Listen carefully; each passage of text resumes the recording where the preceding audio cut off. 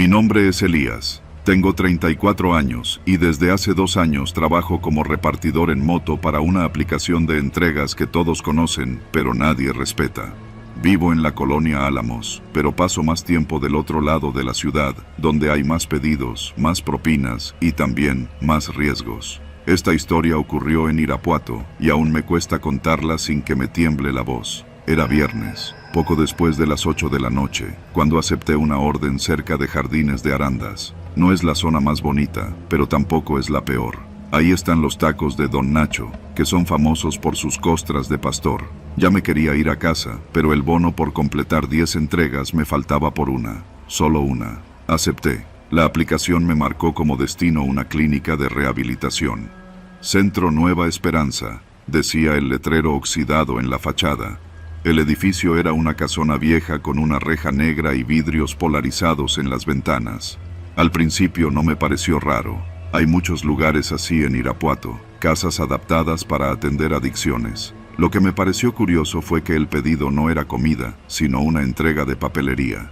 Tonterías, pensé. A lo mejor alguien adentro necesitaba hojas para imprimir o alguna guía de reintegración. No era mi problema. Cuando llegué, toqué el timbre. Nadie respondió. Entonces escuché un golpe seco, como si alguien hubiera chocado contra una pared desde adentro. Me acerqué a la reja. En ese momento, un chavo se estampó contra la puerta de metal desde adentro y empezó a gritar: «¡Ayúdame, cabrón! ¡Me quieren matar! ¡Ayúdame!». Tenía la cara ensangrentada y uno de sus ojos estaba tan hinchado que apenas podía abrirlo. Golpeaba desesperado. Volteé hacia la calle, esperando ver alguna patrulla, algún vecino. Nada. La cuadra estaba muerta. «¡No me dejes aquí! ¡Estos hijos de la chingada no son doctores!», gritaba, y en ese momento alguien lo jaló del cuello hacia adentro. Escuché una voz grave, como militar: «Ya valiste madre, pinche bocón». Se hizo el silencio. Yo me quedé paralizado, el casco en una mano, la mochila con la entrega colgada al hombro, sin saber qué hacer. Quise llamar al número del pedido, pero la app no me dejaba. Era un pedido corporativo. Todo me pareció una trampa. Me subí a la moto para largarme, pero justo en ese momento llegó una camioneta negra sin placas, de esas blindadas con vidrios oscuros que solo ves cuando hay pedos pesados. Frenó frente a la clínica. Bajaron 3 tipos armados, todos vestidos igual: pantalón táctico, botas, chalecos con radios y auriculares. Uno tenía una camiseta blanca manchada de sangre. Pensé en irme, pero uno de ellos me vio. Caminó directo hacia mí. «¿Qué haces aquí?», me preguntó, mirando el logotipo de la app en mi chamarra. «Traigo un pedido. Lo marcaron para este domicilio», respondí, temblando por dentro. «¿Quién te lo marcó?». «Pues, la aplicación. No sé, solo me tocó». El tipo me quitó el teléfono, lo revisó rápido y me lo aventó de vuelta. «No digas nada, no vistes nada, o quieres acabar como ese cabrón». Tragué saliva, asentí. El hombre me dio la espalda y entró con los otros 2. Escuché un portazo y luego gritos apagados. No me fui de inmediato. Me estacioné a la vuelta, en una tienda de abarrotes que apenas cerraba. Desde ahí llamé a la policía. Dije que había escuchado ruidos raros, que alguien pedía ayuda en una clínica. No di mi nombre. 20 minutos después llegaron 2 patrullas. Se estacionaron al frente. Unos segundos después, más camionetas llegaron. Estas sí eran de la Guardia Nacional. Me quedé escondido detrás de la tienda, mirando a través de un reflejo en el vidrio del refrigerador de refrescos. Y entonces todo explotó. Los federales entraron armados, gritando. Los disparos empezaron casi de inmediato. Fue una redada, un operativo. El centro de rehabilitación no era tal cosa. Era una casa de seguridad para un grupo de sicarios que operaba al sur de la ciudad. El centro tenía internos falsos, gente secuestrada y a otros jóvenes que estaban siendo entrenados para jalar parejo, como sicarios menores. Ese grito que escuché no fue casual. El joven intentó escapar justo antes del operativo. Por eso lo callaron tan rápido. Por eso llegaron los otros. Después de los disparos, el silencio fue absoluto. Solo el zumbido de los focos de la calle. Vi salir a los federales con varios detenidos. Algunos de ellos iban ensangrentados, otros encapuchados. Uno incluso iba esposado y llorando. Lo reconocí. Era el tipo que me habló primero. Fue ahí cuando me vieron. Un militar con el rostro cubierto se me acercó. Me apuntó con su arma. «¿Tú qué chingados haces aquí?». Le expliqué que era repartidor. que había traído un pedido y que ya me iba. Me pidió el nombre, el número de la orden, la placa de la moto. Me esposaron. Estuve retenido casi 4 horas. Me interrogaron como si fuera uno de ellos. Me mostraron fotos de los que habían detenido. Me preguntaron si los conocía. Me ofrecieron protección si colaboraba, pero no tenía nada que decir. Yo solo quería irme a mi casa. Finalmente, uno de los agentes, el único que no se comportó como un robot, me creyó. Dijo que varios de los pedidos a esa dirección habían sido hechos desde cuentas vinculadas con celulares robados, que yo era solo un accidente. Tuviste suerte, me dijo. Si hubieras llegado media hora después, habrías entrado justo en medio de todo. Me devolvieron mis cosas y me dejaron ir. Al salir, la escena era un caos. Ambulancias, policías estatales, vecinos grabando desde las azoteas. Yo pasé entre ellos sin que nadie me notara, como si no existiera. Volví a mi moto y me fui directo a casa. Esa noche no dormí. Desde entonces ya no acepto pedidos cerca de Jardines de Arandas, ni aunque paguen el doble, ni aunque sea el bono final. Hay cosas que no valen la pena. A veces, cuando recuerdo esa noche, no puedo evitar pensar en el joven que gritaba. ¿Sobrevivió? ¿Sigue vivo? ¿Lo soltaron? No lo sé. Solo sé que si no me hubiera estacionado a la vuelta, si no hubiera llamado de forma anónima, quizás él no estaría vivo. O quizás sí, pero yo no estaría aquí contándolo. Nunca pensé que entregar un paquete me pondría cara a cara con el infierno disfrazado de centro de ayuda. Pero así es Irapuato a veces. Te ofrece callejones sin salida pintados de oportunidades. Y yo aprendí, por las malas, a leer entre líneas.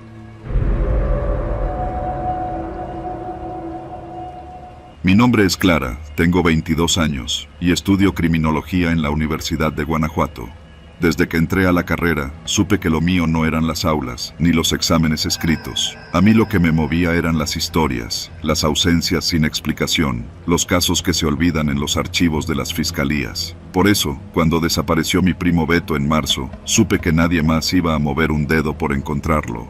Nadie con verdadero interés, quiero decir, porque la denuncia se levantó, sí, la ficha apareció en redes, claro. Pero en cuanto pasaron 2 semanas, la gente volvió a sus rutinas y mi tía a sus rezos. A Beto lo vi por última vez en diciembre. Estábamos en una carne asada con toda la familia. Me acuerdo porque fue el día que me confesó que andaba de chalán en un rancho, ayudando a un tipo con unas tierras cerca de Rancho Nuevo del Llanito, al sur de Irapuato. Me dijo que le pagaban en efectivo, que no preguntara mucho. Y yo, tonta, solo le dije que se cuidara. Nunca pregunté el nombre del patrón. Después de su desaparición, comencé a tirar del hilo. Lo primero fue regresar a ese rancho. La zona no es exactamente turística. Rancho Nuevo está rodeado de caminos polvorientos, parcelas descuidadas y casas que parecen vacías aunque siempre hay alguien mirando por las rendijas. Fui un miércoles, en plena luz del día, con una mochila pequeña, el celular bien cargado y una cámara GoPro escondida en el botón de mi camisa. Mentí en casa. Dije que iba a levantar unas entrevistas para una tarea de la universidad. Ni mi mamá ni mi papá sabían que en realidad iba a meterme sola a un sitio del que la gente prefiere no hablar. Llegar fue fácil. Tomé un camión que me dejó cerca del entronque a la carretera vieja a Pueblo Nuevo. Caminé unos 40 minutos, siguiendo indicaciones de Google Maps y capturas de pantalla de foros donde gente anónima hablaba de desapariciones en esa región. Entré al pueblo por una calle sin nombre, flanqueada por mezquites y perros flacos.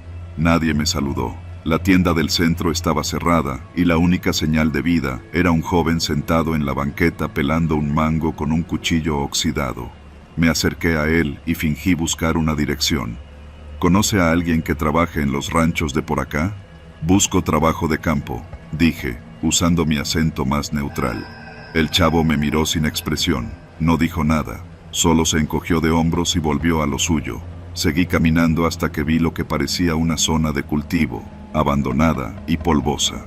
Detrás había una barda de ladrillo con alambre de púas, y junto a ella, una reja medio abierta que llevaba a un terreno con gallineros viejos y un galpón enorme al fondo.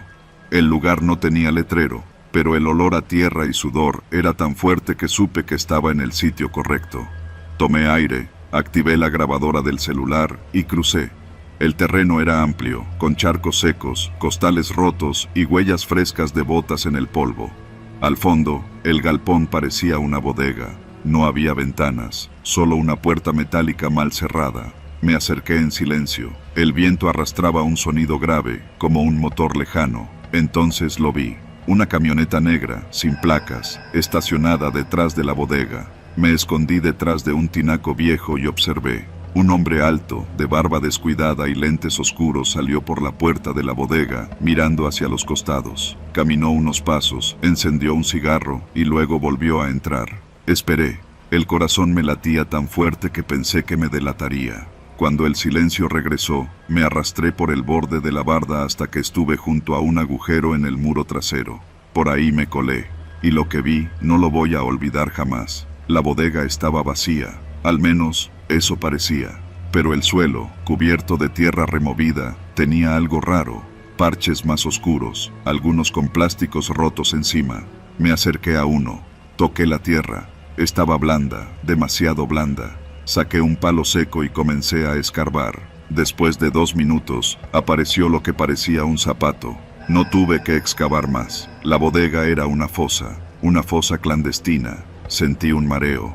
El estómago se me revolvió. Retrocedí en silencio, intentando que mi respiración no se escuchara. Afuera, el viento había cambiado. Ya no sonaba a campo, sino a amenaza. Me puse de pie y comencé a salir del terreno, pegada al muro, rezando por no ser vista. Pero no recé lo suficiente. La puerta del galpón se abrió de golpe y escuché gritos. 2 hombres salieron corriendo. Uno de ellos llevaba un radio. No alcancé a escuchar qué decía, pero claramente no eran obreros. Me tiré al suelo y rodé hasta el lado opuesto de la reja. Corrí como nunca. Escuché pasos, una voz gritando, ¡ahí va! No me detuve. Brinqué un canal de riego seco, me metí entre unos cañaverales y avancé hasta que los gritos se desvanecieron. Estuve escondida en los cañaverales casi 1 hora. Cuando ya no escuché nada, caminé en línea recta hacia la carretera. Una camioneta roja pasó y levanté el pulgar. Era un señor mayor, campesino, que me llevó hasta el entronque. Me miró de reojo varias veces, pero no preguntó nada. «No ande sola por aquí, muchacha», me dijo antes de dejarme en la parada de autobuses. Asentí. No tenía fuerzas para hablar. Esa noche no dormí. Revisé las grabaciones, las fotos. Todo estaba borroso, tembloroso, mal enfocado. Pero en una de las tomas, justo antes de salir de la bodega, se alcanzaba a ver una bota de trabajo con el mismo bordado que usaba Beto. Mi primo tenía un gusto raro por usar ropa de rancho, aunque viviera en la ciudad. Mandé el archivo a una periodista de León que conocí en una conferencia. Ella, a su vez, lo compartió con un grupo de familias buscadoras. 3 semanas después, los colectivos llegaron con palas, binoculares y un valor que yo ya no tenía. Encontraron restos, no sé cuántos, no sé si entre ellos estaba Beto, no quiero saber, me basta con haber hecho algo. Hoy sigo en la universidad, pero ya no salgo al campo, ya no confío en los mapas, ni en los silencios, ni en los hombres que fuman solos junto a bodegas. Llevo conmigo una cicatriz invisible, porque sobreviví, pero no salí ilesa, y aunque nunca encontraron a los hombres que me persiguieron esa tarde, sé que ellos sí me vieron bien. Por eso, cuando camino por las calles de Irapuato y veo una camioneta negra pasar, bajo la mirada, no por miedo, sino porque aprendí que, en este país, sobrevivir es un acto de rebeldía. Y mirar de frente a quien entierra cuerpos es una sentencia.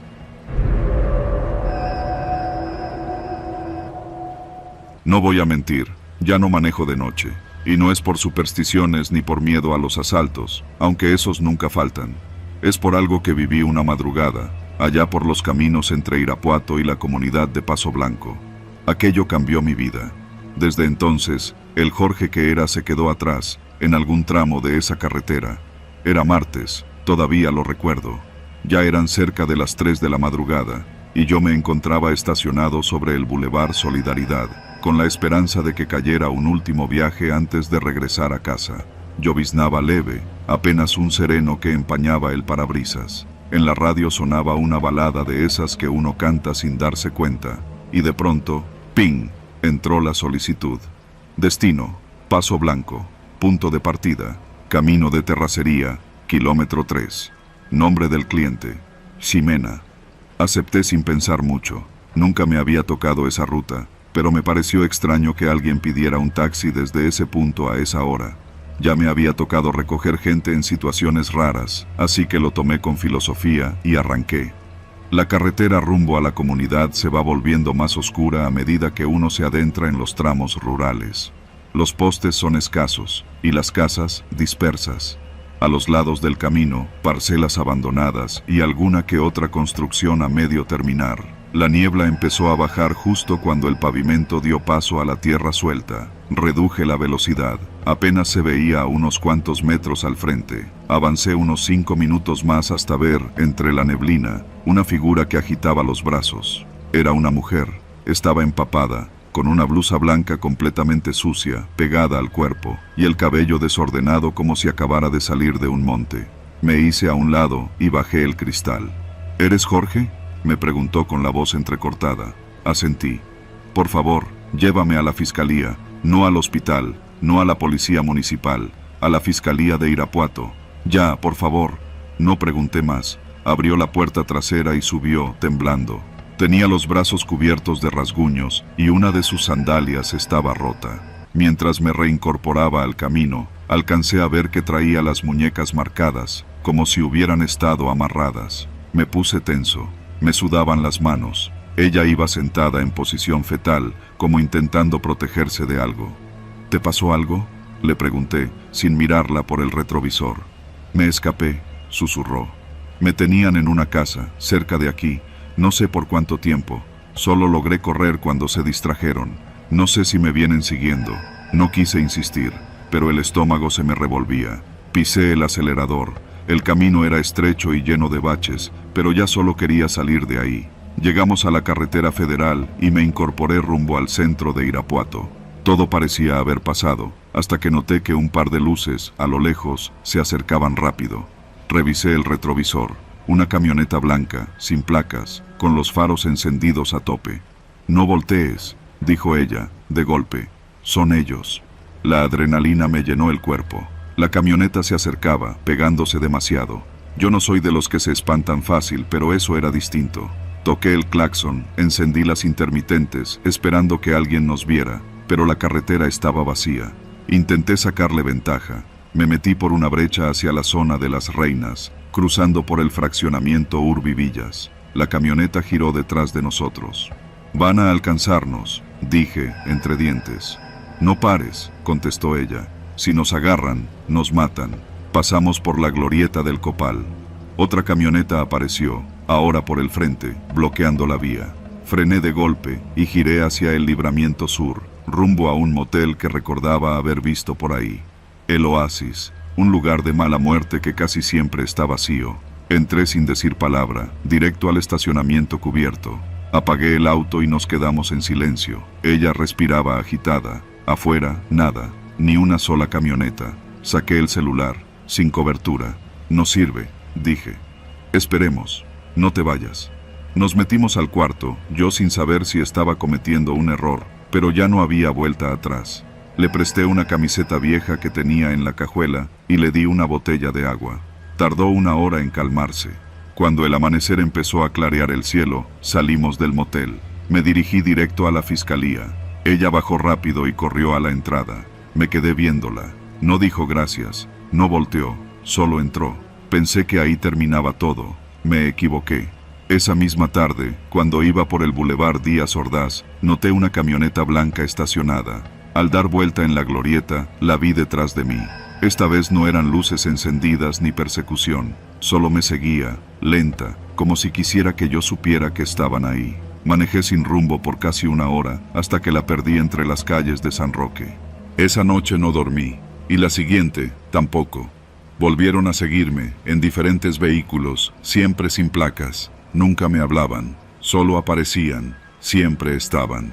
En la tercera noche, encontré un cuarto barato en el centro, un motel que ni nombre tenía. Me registré con un nombre falso. Apagué el celular, cambié de ropa. Le marqué a un primo de Celaya que hacía años no veía y le pedí su acta de nacimiento. La usé para sacar una nueva credencial en León. Dejé el taxi, vendí el coche, compré un Tsuru usado y me fui de Irapuato. Ahora vivo en Aguascalientes, en una colonia olvidada. Manejo un coche de plataforma con otro nombre, otra foto, otra vida. Nunca hablo más de lo necesario con los pasajeros. No doy vueltas sin sentido. Y jamás, pero jamás, vuelvo a manejar de noche. A veces, cuando cierro los ojos, revivo esa mirada de ella, en el asiento trasero, repitiéndome que, no pares, si nos agarran, nos matan. Y sé, muy dentro de mí, que quienes iban en esas camionetas, todavía están buscando.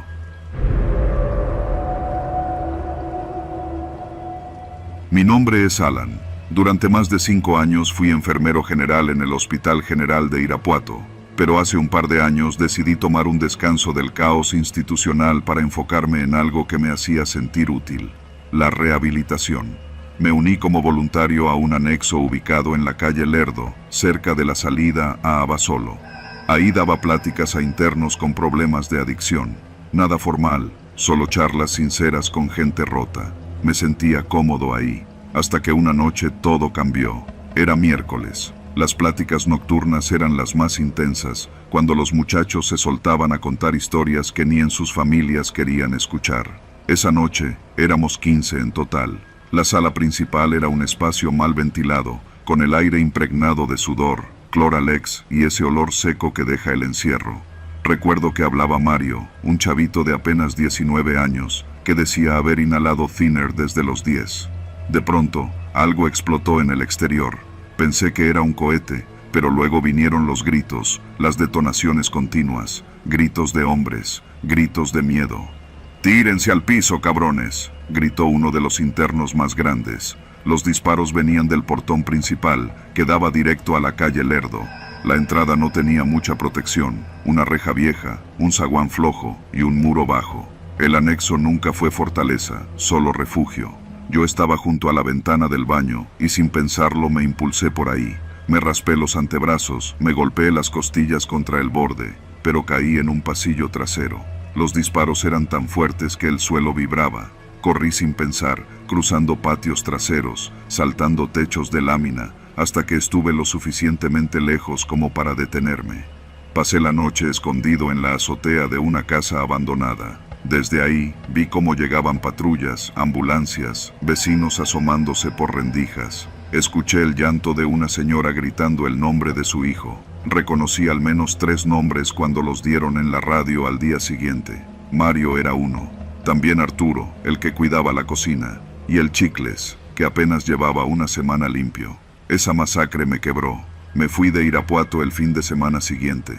Me refugié con una tía en Celaya, conseguí trabajo en una farmacia, intenté rehacerme, pero durante las noches me invadía la culpa. Yo había salido por esa ventana, ellos no, y lo peor fue que nadie explicó nada. Los periódicos dijeron que había sido un ajuste entre grupos rivales, que el anexo era fachada, que algunos internos vendían droga desde adentro, que el ataque fue una limpieza. Nadie investigó más, a nadie le importó. Regresé a Irapuato un año después. Contra todo instinto, quería cerrar ciclos, entender, hacer algo. Renté un pequeño cuarto en la colonia Álvaro Obregón, a unas cuadras de la calle Lerdo. No dije que había estado en el anexo, nadie necesitaba saber. Conseguí trabajo de nuevo en una clínica particular, turnos de medio tiempo. Mis noches eran largas, así que empecé a dar consultas gratis a domicilio en las colonias del sur, Las Américas, El Milagro, Che Guevara. Gente jodida, pero agradecida.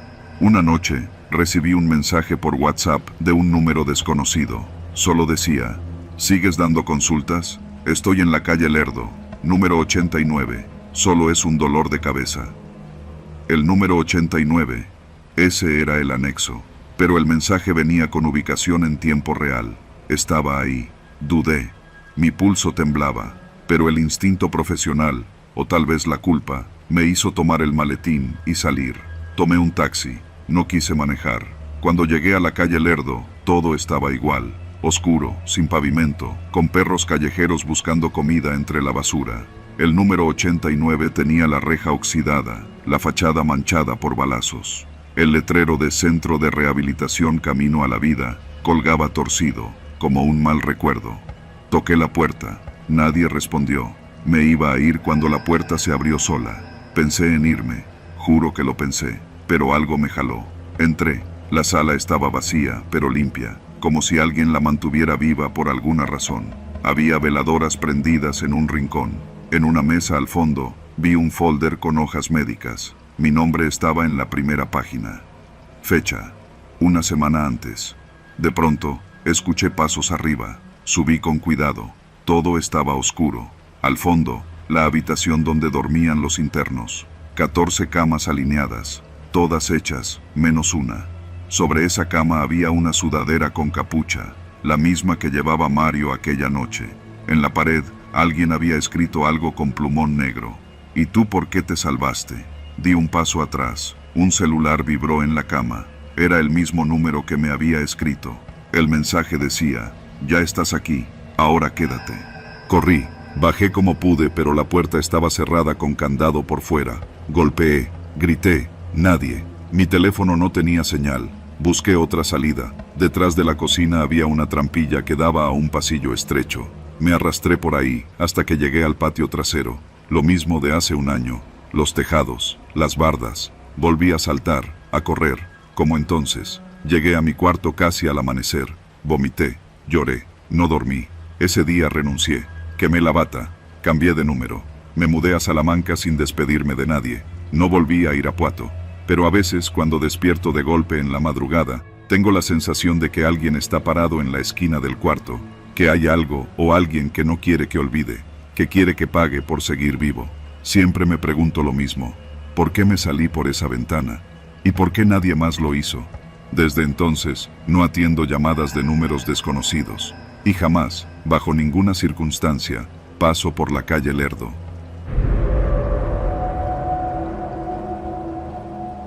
Yo no soy de las que se espantan fácil. Mis amigas me dicen que soy de sangre pesada, porque nunca me dejo apantallar con historias de miedo ni con cosas que pasan en la noche.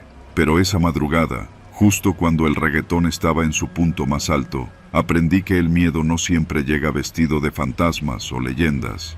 A veces llega en silencio, con olor a pólvora y gritos ahogados. Todo comenzó como una salida más. Era viernes, teníamos quincena, y Brenda, yo, necesitaba desconectarse del trabajo, del tráfico infernal del Boulevard Arandas y de mi jefe que cree que soy su secretaria personal. Quedamos de vernos en El Pantano, un bar medio escondido por la colonia Las Reinas, no muy lejos del Boulevard Casimiro Liceaga. Ese lugar se hizo famoso por su caguama barata, la música en vivo de covers de Caifanes y porque no cerraban tan temprano. Llegué como a las 11:30 de la noche.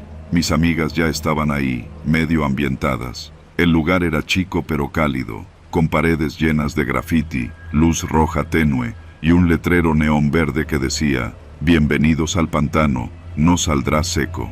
Siempre me dio risa esa frase. Había como 40 personas en el bar, no más. Algunas parejas, un grupo de cholos riéndose fuerte cerca del baño y unos chavitos que no pasaban de los 20.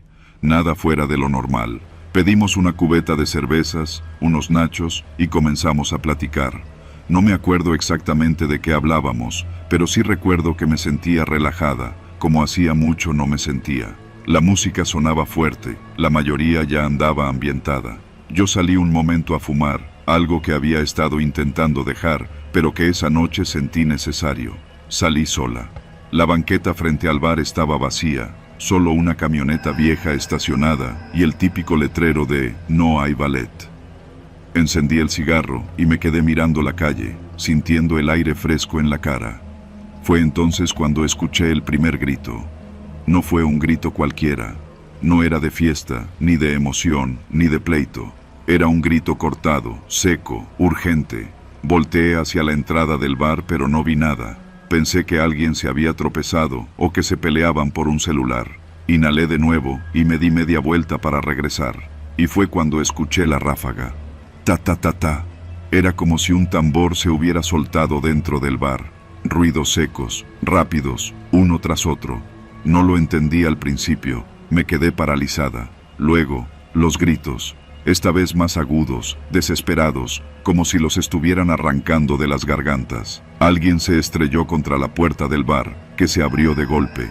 Vi a una mujer salir corriendo, descalza, con el rostro cubierto de sangre. No pensé. Eché a correr en dirección contraria, sin mirar atrás. Pasé la esquina a la carrera, crucé la calle sin fijarme. Los gritos seguían, pero se mezclaban con un silencio extraño, como si todo Irapuato se hubiera apagado de golpe. Doblé hacia una calle de terracería y seguí corriendo. No tenía idea de dónde estaba, solo corría. Cruzando unos baldíos vi las vías del tren, ese lugar que muchos evitan de noche. Me metí sin pensarlo entre los arbustos, tratando de no hacer ruido. Me tiré en el suelo entre dos montones de grava. Escuchaba pasos a lo lejos, voces entrecortadas. Hombres, no policías, no gritaban órdenes. Decían cosas sueltas, nombres. Casi todas las palabras eran maldiciones. Y risas, risas suaves. Me quedé allí, boca abajo, la cara pegada al polvo. El cigarro que llevaba se me había caído en la huida, la boca seca, los brazos entumidos. Escuché una camioneta dar vuelta, rechinar las llantas. Luego, el silencio. No sé cuánto tiempo estuve así. Me levanté poco a poco, temblando. Mi celular seguía en el bolsillo trasero, pero no tenía señal. Caminé entre los rieles, en dirección a las luces lejanas. No sabía dónde estaba. Solo sabía que no podía volver. Horas después, logré llegar hasta una tienda que todavía tenía luces encendidas. Un Oxxo, por el rumbo de la colonia San Roque. El joven del mostrador me miró como si fuera un fantasma. No hablaba, solo pedí usar el teléfono. Llamé a mi hermana. Me senté en el piso, sin fuerzas. Luego llegaron las patrullas. Me hicieron 1000 preguntas. Que si había visto algo, que si escuché voces, cuántos eran. No podía responder mucho. Lo único que tenía claro era que estuve a segundos de morir. Esa noche, el pantano se convirtió en una fosa. 14 personas muertas, 3 desaparecidas. Ninguno de los tiradores fue detenido. El motivo nunca se aclaró. Dijeron que fue una disputa entre grupos, que había un objetivo específico, pero que los demás fueron daños colaterales. Mis amigas, ninguna sobrevivió. Yo no regresé a ese rumbo nunca más. Pasé semanas con psicólogos, con pesadillas, con la sensación constante de que me estaban siguiendo. Cada vez que oía una moto, sentía que alguien venía a silenciarme. Me fui de Irapuato 3 meses después. Ahora vivo en León, con otra identidad. Cambié mi número, mis redes, todo. Pero a veces, al cerrar los ojos, sigo viendo ese letrero neón. Bienvenidos al pantano, no saldrás seco. Y me doy cuenta de que esa frase no era un chiste, era una advertencia.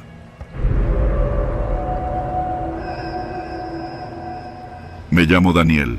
Antes de esa noche, jamás había pisado la colonia El Copalillo, en las orillas de Irapuato. No tenía parientes por allá, ni amigos, ni recuerdos. Pero esa noche, mi vida dependía de desaparecer. Un amigo, Julio, me ofreció su casa en la periferia para refugiarme. Así me lo dijo por mensaje, como si fuera una palabra ligera. No podía quedarme en el centro, no después de lo que presencié esa tarde. No voy a entrar en detalles. Digamos que fui testigo de algo que nunca debí ver. Y cuando 2 tipos en moto me siguieron desde la Plaza del Comercio hasta la avenida Casimiro Liceaga, supe que lo sabían. Guardé el celular, me quité la gorra, tomé un taxi al Paso y le pedí al conductor que me dejara por la carretera a Salamanca. De ahí caminé varios kilómetros por veredas hasta llegar a la casa de Julio, al filo del monte, con la ciudad apagándose a lo lejos. Era una casa sencilla, de una planta, con patio trasero, lavadero, un árbol de guayaba al fondo y un aljibe que parecía llevar años sin mantenimiento. Julio vivía ahí con su familia, su esposa, 2 hijos pequeños, su suegra y un primo adolescente que dormía en la sala. Me ofrecieron una colchoneta junto al cuarto de los niños. Nadie preguntó por qué estaba ahí. O quizás sí sabían, y por eso no dijeron nada. Cenamos tamales que vendía una vecina. La suegra de Julio apagó la tele antes de las 10 y todos se fueron a dormir. Yo no podía pegar el ojo. El ventilador apenas giraba y los perros de los alrededores ladraban como si supieran que algo andaba mal. Me levanté como a las 11 con la excusa de ir al baño, pero lo que realmente quería era revisar que las puertas estuvieran cerradas. Por instinto, por miedo. Y no sé por qué, caminé hasta el patio, pisando con cuidado entre los guaraches viejos y un triciclo oxidado, y me asomé al aljibe. Estaba abierto, sin tapa, un hueco negro con olor a humedad y tierra podrida. No tardó mucho. Fue a las 11:43, según vi en el reloj del microondas antes de que se fuera la luz. Un rugido de motor se tragó el silencio de la noche. luego el chillido seco de las llantas al frenar en seco, y después, lo inevitable, gritos, voces, el ruido brutal de una puerta derribada. Corrí al fondo del patio sin pensar. Me metí al aljibe como quien salta al vacío. No sabía si había agua, ni cuán profundo estaba. Solo me dejé caer, con el corazón golpeando mi pecho como si quisiera escaparse también. Caí en seco, sobre un fondo lodoso. El golpe me sacó el aire. El aljibe tendría poco más de 1,5 metros de profundidad. No había agua, solo tierra húmeda, basura vieja y una bolsa de cemento petrificada. El techo de concreto redondo quedó arriba, apenas filtrando algo de luz lunar. Me acurruqué contra la pared más lejana, encogido, con las rodillas contra el pecho, y recé sin mover los labios. Lo que escuché después, no se lo deseo ni a mi peor enemigo. Primero fueron los gritos del primo, le pidieron que se tirara al suelo. Luego el llanto de los niños, el grito desesperado de la esposa de Julio, la voz de la suegra suplicando, y luego los disparos. 4, 5, 6. Pausados. No fue una balacera, fue una ejecución. Cada disparo sonó como una sentencia. Nunca olvidaré el eco, nunca olvidaré el silencio posterior. Fue un silencio diferente, denso, pesado, como si la misma noche hubiera contenido la respiración. Pasaron minutos, largos, insoportables. Yo seguía ahí, en el fondo del aljibe, cubriéndome el rostro con el antebrazo, sintiendo cómo me temblaban los dedos de las manos. Luego, pasos, lentos. Alguien caminaba por el patio, el crujido de las hojas secas, el roce de unos tenis sobre el concreto agrietado. Escuché un murmullo. ¿Aquí atrás no hay nadie? Otra voz, grave, sin emoción. Ya revisamos. Puro tiliche, vámonos. Y después, el sonido de una camioneta encendiéndose y alejándose, sin prisa. Yo no salí, no todavía. Esperé, no sé cuánto tiempo exactamente. Sentía las piernas dormidas, el cuello húmedo por el sudor y la camisa pegada por el miedo. No quería salir y ver, no quería confirmar lo que ya sabía. Escuché un perro ladrar a lo lejos, una voz que gritó algo en la calle, y por fin, las sirenas. No llegaron rápido, tardaron, como siempre, y cuando por fin las escuché cerca, me atreví a levantarme. Mis dedos sangraban por haberme agarrado tan fuerte a la pared. Me impulsé, me sostuve de la orilla del aljibe, y salí. La casa estaba llena de luces rojas y azules. Un agente me apuntó con su pistola al salir del patio, pero no me disparó. Me vio la cara, supe que vio el miedo y el lodo en mi ropa, y bajó el arma. No hablé esa noche, ni al día siguiente. Me llevaron a declarar. Dije lo justo, nada más. No supe quiénes fueron. No sé si alguien me delató. No sé si yo era el objetivo, o si solo me crucé en una guerra que no era mía. Lo único que sé es que Julio y su familia murieron por darme un techo esa noche. Me fui de Irapuato esa misma semana. Cambié de teléfono, dejé el trabajo, nunca regresé. Hoy vivo en Veracruz, manejo un taxi. No le cuento esto a nadie, no por miedo, por respeto, por rabia. A veces, cuando llueve fuerte y el agua se acumula en los charcos, me acuerdo del aljibe, de esa oscuridad, de ese lodo, de ese silencio que todavía me acompaña, como un susurro enterrado en la memoria. Nadie me persigue ya, pero no me he vuelto a mirar al espejo como antes. Y a veces, solo a veces, me despierto con la sensación de que aún estoy ahí abajo, esperando que se vayan. Me llamo Camila, tengo 16 años y estudio en la secundaria técnica número 17, allá por la salida a Abasolo. Todos los días me levanto a las 5:30 para alcanzar el camión escolar que recoge a los de mi colonia a las 6:20. Vivo en la colonia Miguel Hidalgo, una zona donde todos se conocen, pero nadie se mete en la vida de los demás.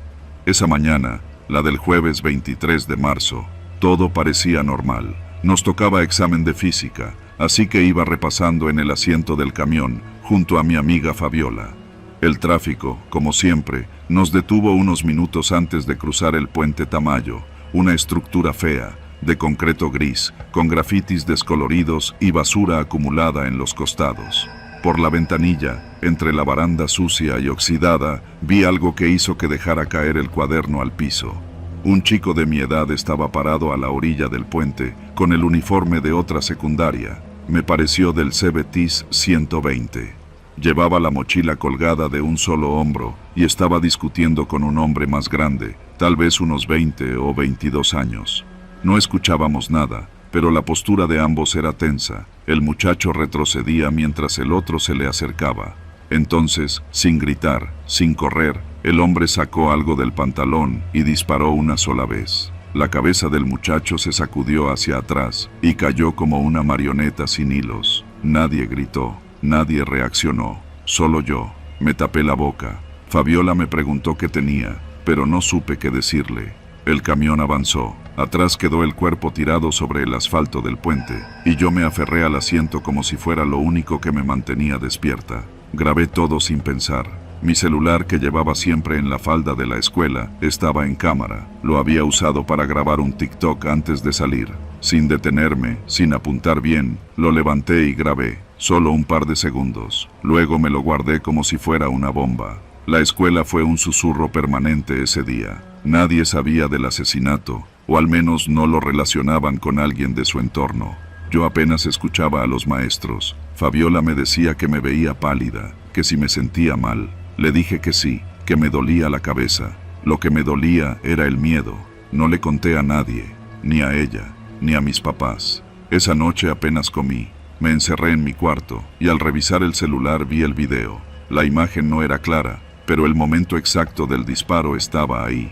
El cuerpo desplomándose, el tipo alejándose con las manos en los bolsillos como si no hubiera hecho nada. No pude dormir.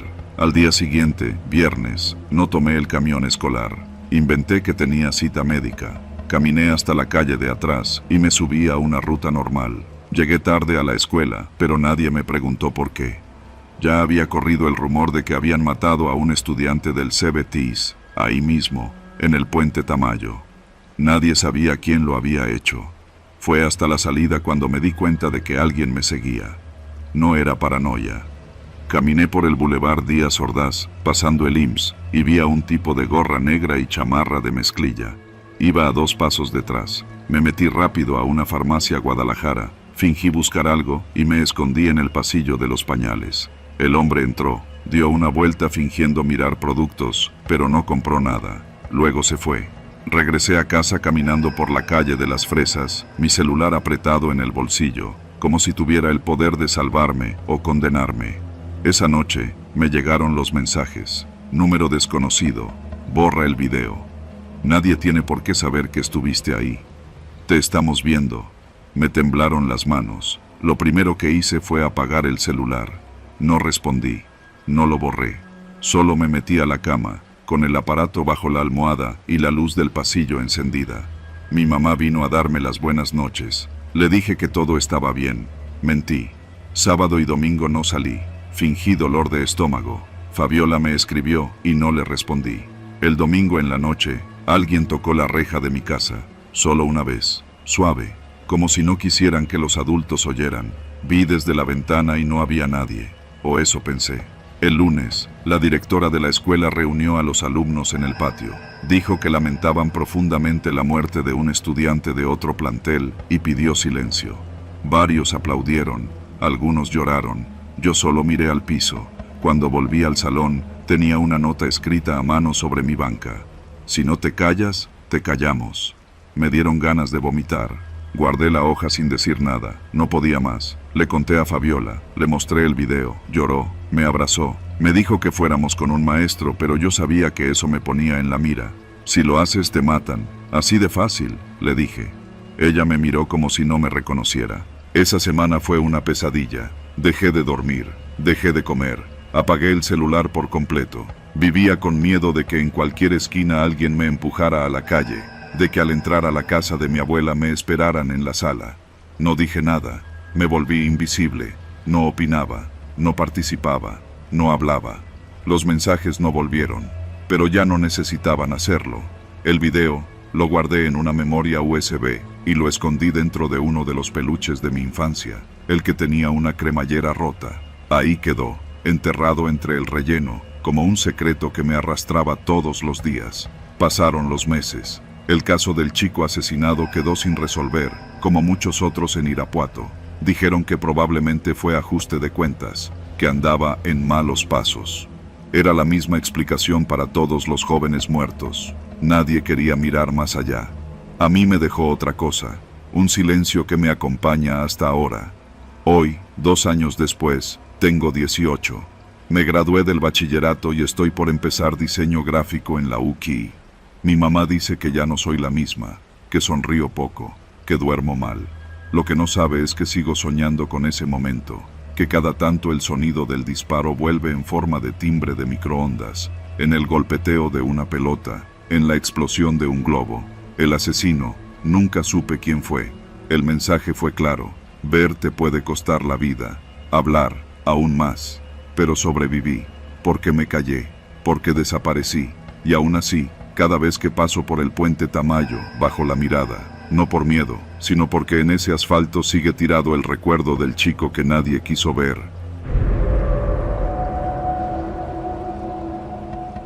Mi nombre es Víctor y soy, o era, futbolista amateur.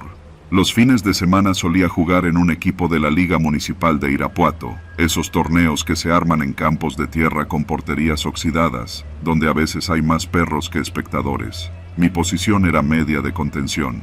Jugaba duro, sin miedo, aunque ya no tenía 20 años. Pero no fue una patada ni una lesión lo que me alejó del fútbol. Fue algo más sucio, más peligroso. Todo comenzó una tarde de viernes. El sol caía con fuerza, típico del Bajío en abril. Estábamos entrenando en la Unidad Deportiva Benito Juárez, en una de esas canchas abiertas donde a un lado está el estacionamiento, y al fondo, tras una malla mal colocada, hay un terreno baldío que colinda con una finca vieja, de esas que ya ni siquiera tienen techo. Solo quedan muros vencidos, grafitis y basura. Ese día el aire olía raro, algo entre tierra húmeda y carne descompuesta. Al principio pensé que era una bolsa con restos de comida, o algún animal muerto. No era raro que la gente tirara basura detrás de la malla, pero el olor era más penetrante, un tufo ácido, como si algo podrido se hubiera mezclado con cal. Durante la pausa del entrenamiento me acerqué a mear en un rincón, justo junto al alambrado. Fue entonces cuando lo vi, un montículo extraño detrás de la malla, en el terreno de la finca abandonada. No era tierra removida por lluvia, se notaba que alguien la había escarbado a propósito. Un bulto cubierto con hojas secas. Me dio un mal presentimiento. No dije nada, solo me quedé mirando el montículo mientras me abrochaba el cierre. Volví al entrenamiento, pero ya no estaba concentrado. A cada rato volteaba hacia la finca, con una incomodidad que no sabía explicar. Esa noche no dormí bien. El olor seguía metido en mi nariz, y las imágenes del bulto en la tierra me rondaban la cabeza. A la mañana siguiente, fui solo a la cancha, con una pala que tomé prestada del taller de mi cuñado. No le dije a nadie a dónde iba. Me metí por un hueco en la malla. El lugar olía aún peor. Había moscas. Comencé a escarbar. No pasaron ni 10 minutos cuando golpeé algo blando. Plástico. Una bolsa negra. Ya temblaba antes de abrirla, pero algo dentro de mí sabía exactamente lo que iba a encontrar. Era un cuerpo. No todo entero. Solo una parte. Un brazo. La piel estaba grisácea, inflada, con tatuajes visibles. Reconocí uno, un rosario con una cruz en la muñeca. Era de un tipo que jugó contra nosotros en la liga, un delantero que no se perdía ni un partido. Lo habían reportado como desaparecido 2 semanas antes. Jesús se llamaba. Vomité ahí mismo, de rodillas. El estómago me dolía como si me hubieran dado un balonazo en seco. Tapé de nuevo el cuerpo como pude, marqué la ubicación en mi celular y salí sin mirar atrás. No fui a la policía municipal, fui directo a una patrulla estatal que estaba estacionada cerca de la glorieta de las Espigas. Me acerqué y les conté, bajo voz, lo que había encontrado. Me tomaron los datos, anotaron la ubicación y me dijeron que lo investigarían, que mejor no hablara con nadie. Esa noche, llegaron a mi casa, no policías, otros. 3 sujetos en un coche negro, vidrios polarizados. Uno se bajó, no sacó arma ni nada, solo me habló por mi nombre. Víctor, ¿qué necesidad tienes de meterte donde no debes? Quise preguntar quiénes eran, pero no lo hice. Ya sabía, no eran de aquí, o si eran, tenían muy buenos contactos. Me dijeron que no lo hiciera más difícil, que no diera entrevistas, que no me hiciera el héroe. No dormí esa noche, ni la siguiente. 2 días después, fui citado a declarar en la Fiscalía de Guanajuato, pero antes de llegar, me interceptaron 2 agentes federales. Me dijeron que estaban al tanto de lo que había pasado y que por mi seguridad era mejor moverme fuera del estado unos días. No querían testigos, no querían cuerpos, querían silencio. Mi mamá no entendía por qué me iba tan de repente. Le dije que era por trabajo, que me había salido una oportunidad en Guadalajara. No le conté que me escoltaron hasta Jalisco en una camioneta sin logos, que durante el trayecto no me dejaron revisar mi celular, y que en cada caseta, los agentes solo levantaban la mano y los dejaban pasar como si no existieran. Estuve fuera 3 semanas. Me asignaron una casa de seguridad en un fraccionamiento donde todas las casas eran iguales y nadie conocía a nadie. La televisión era vieja, los muebles duros, pero estaba vivo. No podía dejar de pensar en el cuerpo. En la finca, en el silencio de los que saben y no dicen. Al volver a Irapuato, la finca ya había sido limpiada, tierra nivelada, sin rastro del bulto. Ni siquiera encontré restos del alambrado que cruzaba para ir a mear. Alguien había comprado el terreno, según me dijo un vecino. Lo iban a usar para bodegas. El equipo siguió jugando sin mí. Dicen que me lesioné. Otros dicen que me fui a probar a otro estado. Nadie sabe lo que vi. Nadie quiere saber. De vez en cuando me llegan mensajes raros, anónimos, un emoji de una pala o una cruz. No respondo, no bloqueo, solo los dejo ahí, como recordatorio. Ya no juego fútbol, no porque no quiera. Es que desde ese día, la tierra no me sabe igual, y cada vez que paso cerca de una finca abandonada o de un terreno baldío, me viene a la mente ese olor, entre cal, sangre y silencio. Porque Irapuato no es solo tierra de fresa, también es tierra de secretos que es mejor no remover.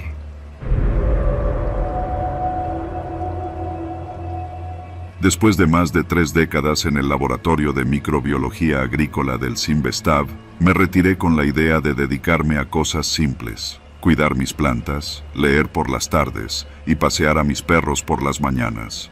Me mudé con mi esposa al fraccionamiento Club de Golf Santa Margarita, al norte de Irapuato. Siempre me atrajo esa zona por la tranquilidad, por la vista al campo y porque podía caminar con mis 2 pastores alemanes sin el bullicio del centro. Todas las mañanas salía a pasear entre las 6:30 y las 7. Caminaba despacio, con los perros sueltos porque conocían el camino de memoria y no se alejaban. En esos trayectos saludaba a algunos vecinos, intercambiaba palabras con los jardineros y hasta me detenía a veces a ver cómo el sol pintaba el pasto húmedo del campo de golf. Era mi momento. Hasta esa mañana en que la rutina cambió para siempre. Era un martes. Lo recuerdo porque había limpiado la pecera el lunes y la tengo marcada en el calendario con tinta azul. Había dormido bien, hacía algo de fresco, y como siempre, salí con mis perros. Pasamos junto al hoyo 9, luego dimos la vuelta por las calles internas, bordeando la zona de las casas que están del lado de la calle Roble. Apenas doblamos una esquina, vi a un sujeto sentado en una banca de concreto frente a su casa. Lo había visto antes, un tipo alto, fornido, con el cabello rapado y cara de pocos amigos. Siempre que lo veía, desviaba la mirada, nunca saludaba. No conocía su nombre, pero mi esposa había oído algo, que era exmilitar, que había tenido problemas con otros vecinos por ruidos, por perros, por basura. No era alguien que uno quisiera tener como enemigo. Mis perros, sin embargo, se acercaron a oler el pasto del camellón que pasaba frente a su cochera. Fue ahí cuando empezó todo. «¡Llévate esos pinches perros, cabrón!», gritó el hombre desde su banca. Me detuve en seco. Mis perros ni siquiera se habían acercado a él. Uno de ellos, Ares, giró la cabeza confundido. Yo no respondí. Seguí caminando, llamándolos con voz suave. «Te estoy hablando, cabrón. ¿Estás sordo o qué?». Me giré. Lo miré directamente. Ya estaba de pie. Se acercaba con los puños cerrados. «Mis perros no están haciendo nada. Váyase a sentar, por favor», le dije. Traté de sonar firme, pero no agresivo. No quería problemas, pero él ya venía encima. Me soltó un empujón que me tiró al suelo. El golpe fue seco, brutal. Caí sobre el hombro derecho y escuché algo crujir. Apenas me alcancé a cubrir el rostro antes de que me lanzara una patada en el costado. Los perros comenzaron a ladrar, a rodearlo, pero no atacaban, solo ladraban, confundidos. «Eso les pasa por andar sueltos, pinche viejo idiota», gritó. La segunda patada me alcanzó en la pierna y sentí un dolor tan intenso que me quedé sin aire. Intenté arrastrarme hacia la banqueta, pero él me tomó de la camisa. En ese momento escuché otra voz. «Órale, órale, déjelo en paz». Era un vecino, Armando, que salía a correr con su hija adolescente. El agresor dudó. Yo me solté como pude. Otro residente se acercó desde una de las casas y comenzó a gritar también. El tipo retrocedió, lanzando insultos, mientras la hija de Armando llamaba a emergencias desde su celular. Minutos después, llegó una patrulla. Yo estaba tirado en el pasto, sangrando por la boca y con la pierna dormida. Me llevaron al hospital general. Fractura de cúbito, contusión en la rodilla y 2 costillas fisuradas. Pero lo peor no era lo físico. Lo peor vino después. Durante semanas no salí de la casa. Apenas podía dormir. Cada vez que escuchaba una voz fuerte en la calle, pensaba que era él. Ares y Max, mis perros, se quedaban todo el tiempo a mi lado. Yo ya no podía pasearlos. Mi esposa contrató a un joven del vecindario para que los sacara, pero ni eso me tranquilizaba. Me sentía vigilado, vulnerable. No me atrevía ni a abrir la puerta sin revisar antes por la mirilla. El tipo, según me dijeron, fue detenido ese día, pero salió a las 48 horas. No era la primera vez que tenía incidentes con vecinos, pero nunca le habían armado una carpeta formal. Esta vez sí, había testigos, grabaciones de cámaras y un parte médico, pero aún así, seguía libre. Una tarde recibimos una carta sin remitente. Dentro, una hoja impresa con letras grandes. «Te va a ir peor si me vuelves a denunciar, pinche anciano de mierda». La policía vino. Levantamos una denuncia más, pero ellos dijeron lo de siempre. Sin pruebas de que él la mandó, no podemos hacer nada más. El fraccionamiento empezó a dividirse. Algunos defendían al agresor. Siempre ha sido directo, pero es buena persona, decían. Otros nos apoyaban. Incluso hubo una reunión en el club donde se discutió la seguridad del lugar. Se instalaron más cámaras. Se propuso que nadie sacara a pasear mascotas sin correa. A mí me trataron como si hubiera provocado algo, como si pasear a mis perros fuera un acto de agresión. Fue entonces cuando mi esposa propuso vender la casa. «Nos vamos, Octavio, no podemos vivir con miedo», me dijo una noche, cuando notó que ya no dormía ni 2 horas seguidas. Pero yo me negué. Esa casa era nuestra. Habíamos trabajado toda la vida para poder estar ahí. No iba a dejarme vencer. Un mes después del ataque, decidí que saldría a pasear a mis perros de nuevo. Llevaba bastón, chaleco reflectante, y los 2 iban con correa corta. No era lo mismo. Caminábamos apenas unos minutos, por rutas internas. Evitaba pasar por su calle. Pero una mañana, al doblar por el costado del campo de golf, lo vi a lo lejos. Estaba afuera de su casa, regando con una manguera. Me miró, sonrió. Me hizo una seña como si disparara una pistola con los dedos. No dije nada. Me fui directo a la caseta de vigilancia. Pedí ver las grabaciones de ese punto. Los guardias se negaron. «No es asunto oficial», dijeron. Ese día tomé una decisión. Empecé a grabar mis paseos con una cámara pequeña colgada al pecho. También coloqué cámaras discretas en el frente de mi casa. Había perdido la tranquilidad, pero no el instinto. Mi mente de científico no me dejaba en paz. Si no podía evitar el miedo, al menos podía prepararme. Y tenía razón. 2 semanas después, en una madrugada silenciosa, los perros se pusieron inquietos, gruñían. Me levanté y revisé las cámaras del frente. Ahí estaba, el mismo sujeto, parado en la acera de enfrente, mirando hacia la casa. No hizo nada, solo estuvo allí durante 3 minutos, y luego se fue caminando despacio. Fui a la fiscalía al día siguiente, les mostré el video. «No está haciendo nada ilegal», dijeron. Esa noche le di a mi esposa una copia del video y le dije que si algo me pasaba, lo mostrara a todos los vecinos, al club, a los medios si era necesario. No iba a quedarme callado, pero nunca volvió. Hoy ha pasado más de 1 año desde aquella mañana. Camino de nuevo, aunque ya no con la misma confianza. Mis perros están viejos, yo también. Sigo viviendo en la misma casa. No sé si fue la presión social, la nueva administración del club, o simplemente que el tipo se hartó, pero se fue. Vendió la casa en silencio, desapareció. A veces me siento en el jardín con una cerveza y me pregunto qué habría pasado si nadie hubiera intervenido esa mañana. Si Armando y su hija no hubieran salido a correr justo en ese momento. Tal vez estaría muerto. Sobreviví, sí, pero ya no soy el mismo. Me quedó una rodilla que no deja de doler, una fractura mal soldada en el brazo y un temor latente, agazapado como un animal herido en la penumbra del pecho. Porque el terror no siempre viene con máscaras, ni con cuchillos. A veces tiene rostro de vecino, y lo peor es que no necesita esconderse, porque sabe que, incluso en la luz del día, la violencia real siempre encuentra dónde quedarse.